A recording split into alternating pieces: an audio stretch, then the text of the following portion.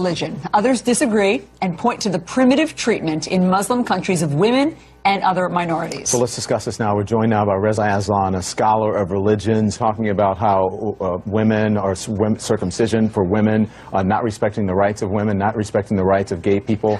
And what's your reaction? And then we'll talk. The argument about the female genital mutilation being an Islamic problem is a perfect example of that. It's not an Islamic problem, it's an African problem. Well, wait, because he says it's a, hold on a second, Reza, because he says it's a Muslim country problem. He says that in Somalia... Yeah, but that's... Yeah, and that's actually empirically, factually incorrect. It's a Central African problem. Eritrea has almost 90% female genital mutilation. It's a Christian country. Ethiopia has 75% female genital mutilation. It's a Christian country. Nowhere else in the Muslim majority states is female genital mutilation an issue. Reza, be honest though, for the most part, it is not a free and open society for women in those states. Well, it's not in Iran, it's not in Saudi Arabia, it certainly is in Indonesia and Malaysia, it certainly is in Bangladesh, it certainly is in Turkey.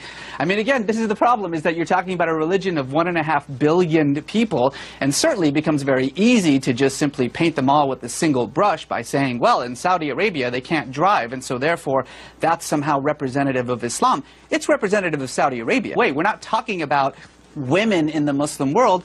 We're using 2 or 3 examples to justify a generalization. That's actually the definition of bigotry. All right, fair enough. The question at the bottom of the screen that everyone is looking at.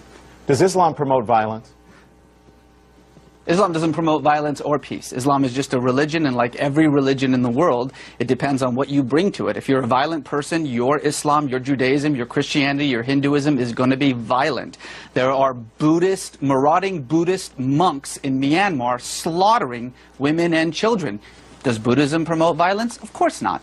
People are violent or peaceful, and that depends on their politics, their social world, the way that they see their communities, the way they see themselves. Stoning and mutilation and those barbaric practices should be condemned and criticized by everyone. But to say Muslim countries as though Pakistan and Turkey are the same, as though Indonesia and Saudi Arabia are the same, as though somehow what is happening in the most extreme forms of these repressive countries, these autocratic countries, is representative of what's happening in every other Muslim country, is frankly, and I use this